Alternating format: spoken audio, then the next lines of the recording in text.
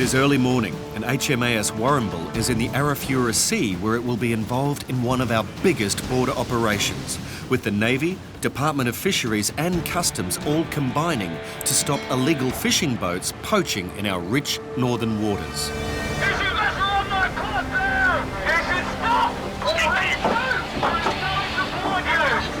The crew from the Naval Patrol boat have already intercepted one illegal fishing vessel which is well into Australian waters. Looks like you've decreased the speed. Should I hear ringing a bell in your engine room? Look, overnight we've had a report that there's a number of ice boats operating within the Australian fishing zone, and we're preparing to board those vessels now. Hands to boarding stations. Make all preparations for boarding. Assume damage control state 3 condition Yankee. This vessel here, we've positioned him to be 4 nautical miles inside the EUZ. We're still fortunate in the Australian waters that we've got a regulated fishing system. So there's plenty of catch down here. The availability of fish in their own waters is severely depleted. Our boarding party's now aboard the ice boat. At this stage, low threat has been passed. Slow ahead, both engines. The situation is brought under control. This fishing boat is apprehended with crew placed on board. The fishing boat now slowly follows the path of the Navy boat as Coast Watch has just spotted more illegal boats. Ice boat's 40 nautical miles south-southwest of our position, approximately 45 miles inside the line. To get to the other illegal fishing boats while they're still in Australian waters, time is now crucial.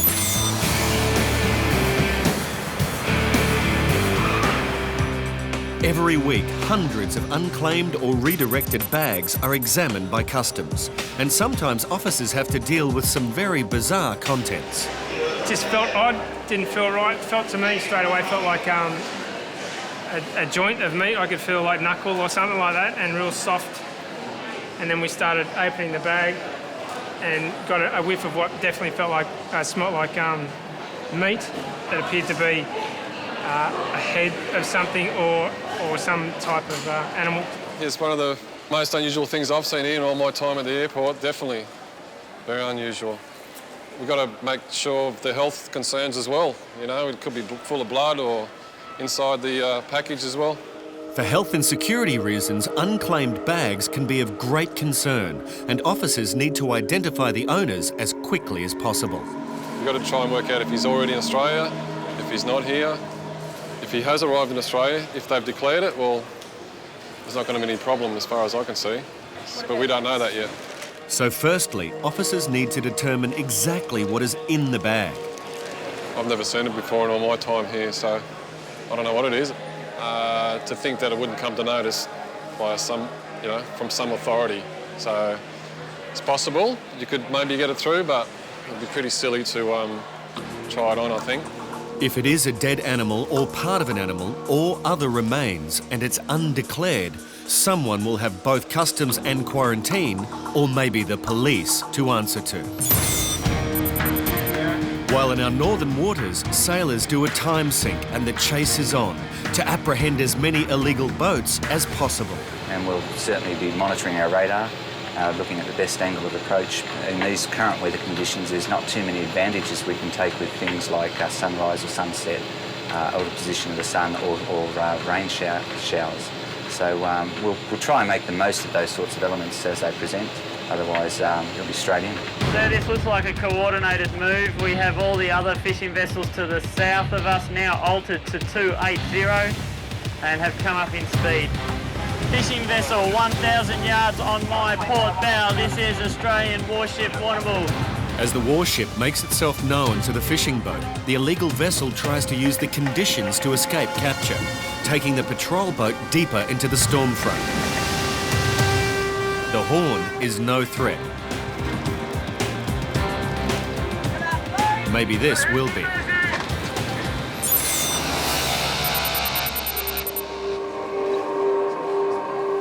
Over in customs, officers have come across macabre contents in an unclaimed bag. They've now found the owner, and if he hasn't declared what appears to be extremely risky contents, he's in a lot of trouble. That's him there. He was coming to Brisbane yesterday and it's QF25. Could you help me out and contact Brisbane and see if they can find his PAX card. If he's declared it, well, there's no problems. His bags might be lost, but that doesn't explain the contents. And the only reason officers can come up with is that this gruesome find belongs to an amateur hunter who wants to keep a trophy that is quickly becoming a putrid problem. X-ray to me was inconclusive. I didn't know what it was. It's just a lump of something or other. So we thought we need to have a look at it. It's disgusting. It smells disgusting. So it's horrible. So we'll see what happens when we open it up, see exactly what it is. I hope it's not something endangered. That'd be horrible.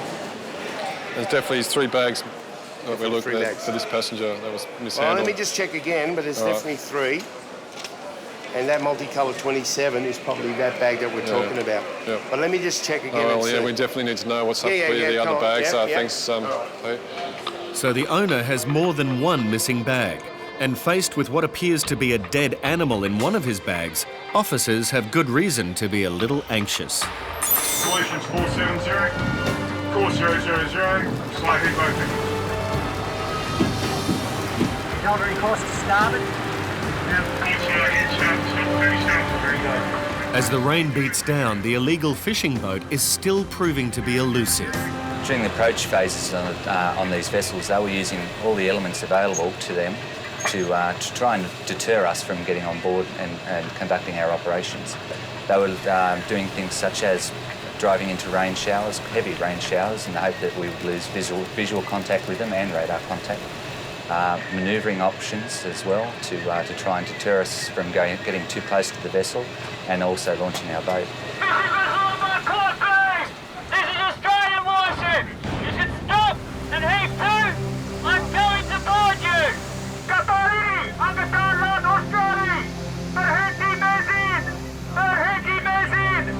The warnings have gone unheard, and patience is now wearing thin.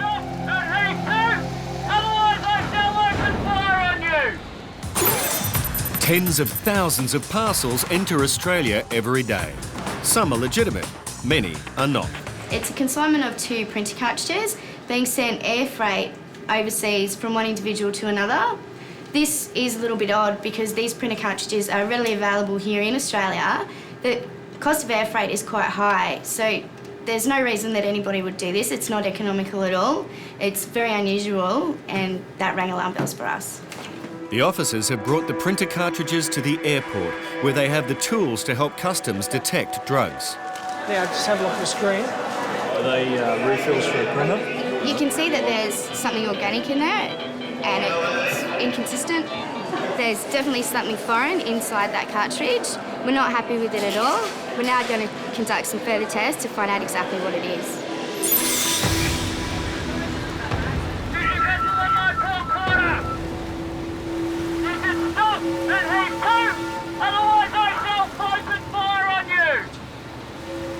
Their response, sir, recommend burst fire 5.56mm across his bow.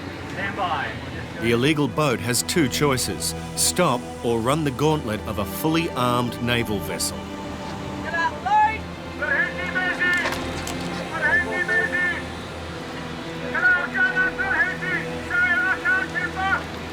I just introduced this as an Australian naval vessel, and I asked them to stop their engines and told them that we are about to board them. With their evasive action, it seems that the illegal boat is not too happy to see the Australian Navy. Well, I don't know if Indonesian fishing vessels doing the wrong thing. I'm ever happy to see the Australian Navy, but I don't think they really have a choice in the matter today. Command approved. Burst fire 5.56mm, 8 to 10 rounds on 50 yards ahead of that FFV's bow. 8 to 10 rounds, 50 yards, to the right of the FFV, 100 yards beyond. Set. Very good.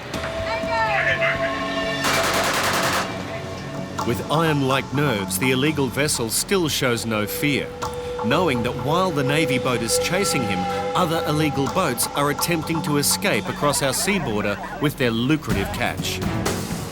After a 2-hour chase, the skipper decides to launch a tender and perform a highly dangerous snatch.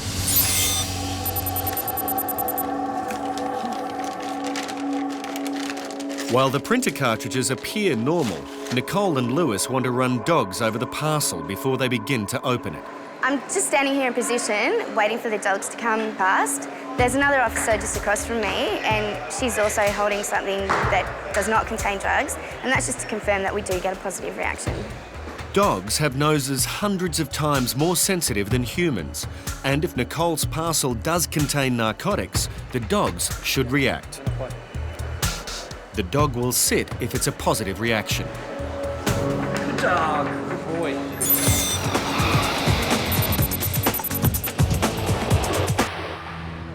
In customs, an animal's body has been found in a bag. Officers have now located the owner of the bag, along with a weapon.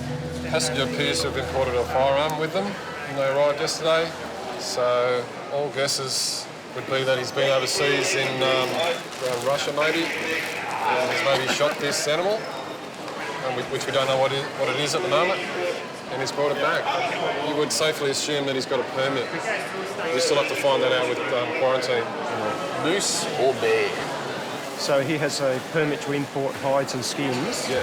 So now officers have the unsavoury task of identifying the mystery animal in the bag.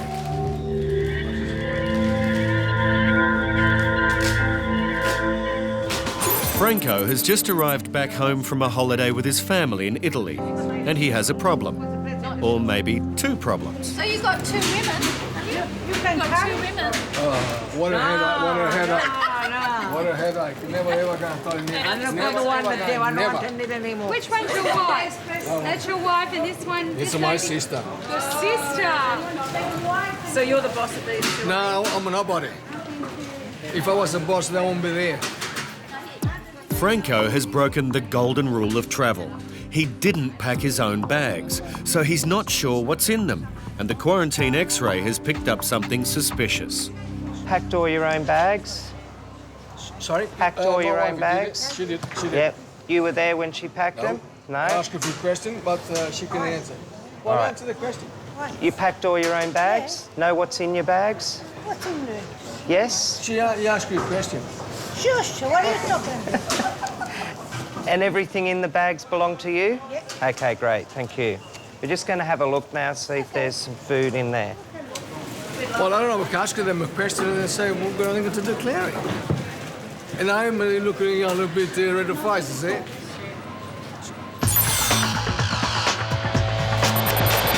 Some unclaimed luggage showed up at Sydney Airport. Depending on what officers now find, the owner might have some explaining to do about an animal stuffed into one of his bags. Okay, we can see a claw there. He has a permit for moose or bear, so it's definitely a bear. So what we'll do is we'll get some more garbage bags. Probably a bear skin. Yeah, it is a bear skin, yeah.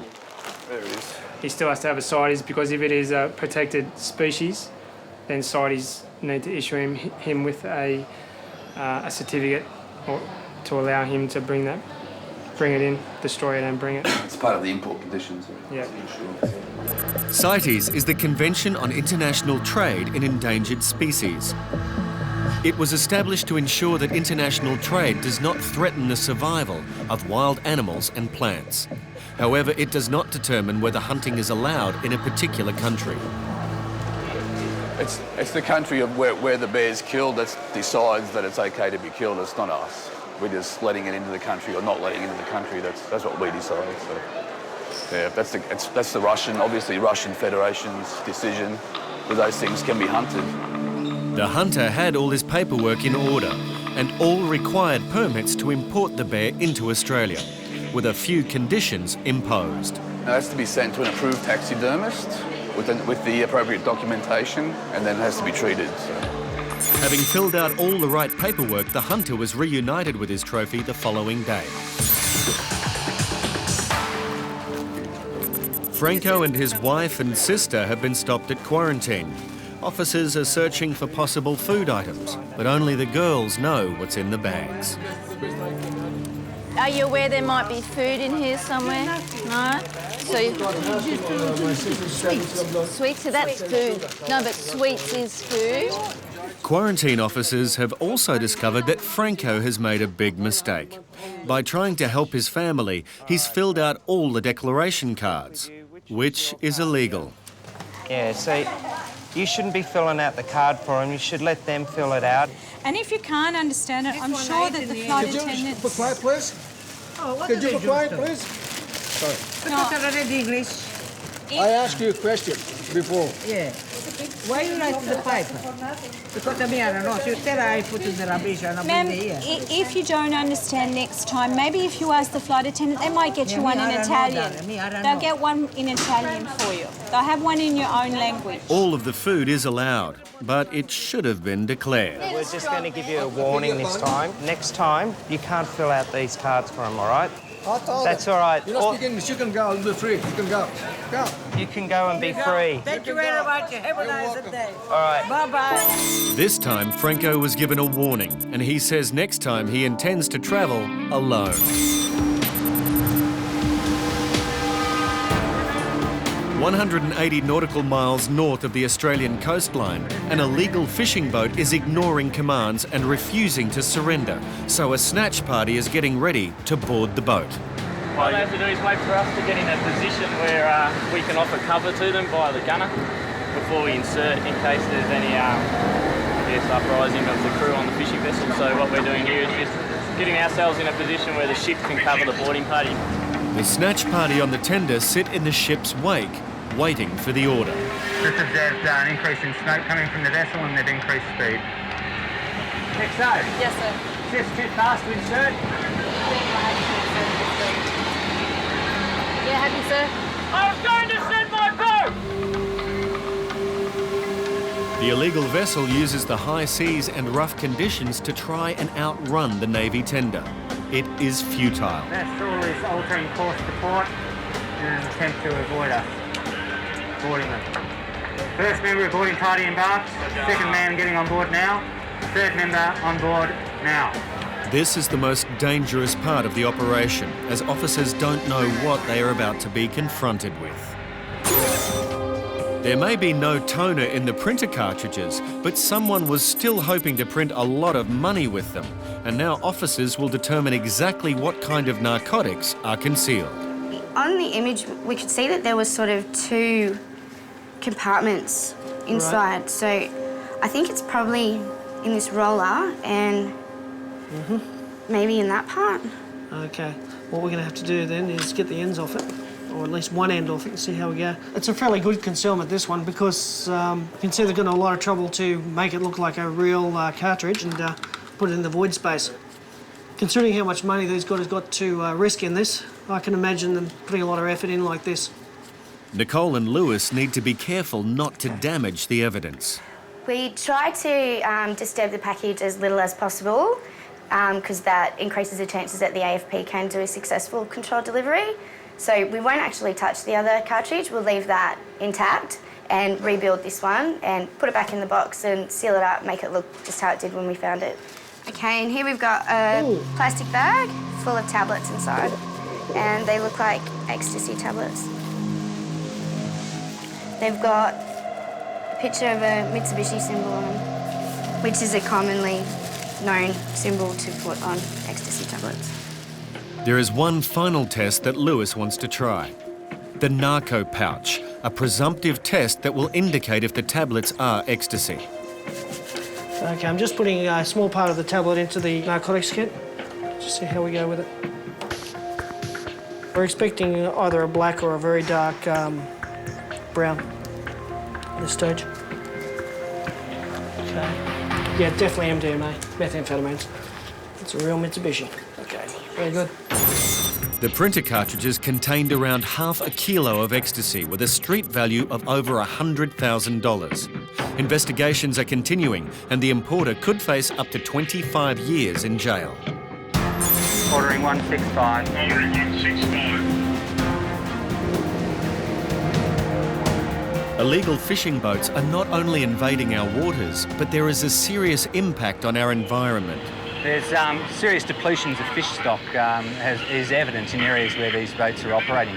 So Australia has a good policy and a good record of fisheries management, and these fleets are coming in and making quite a severe impact on those fish stocks. With the illegal fishing vessel now under the Australian Navy's control, it is time for customs, fisheries and aquis officers to investigate the real damage that these boats cause our waters. What we found is a quantity of fish which appears to be fresh, quantity of bait used in commercial fishing operations such as this. Also on the decks is evidence of recent fishing activity. There's swivels, hooks and fins. No, they're not subsistence fishermen. They're certainly directed towards supplying the lucrative East Asia market with fish and particularly shark fins. The boat was escorted to the mainland. The master received a $90,000 fine and 4 months in jail for fishing illegally in the Australian fishing zone and resisting apprehension. The master of the first boat apprehended was fined $70,000.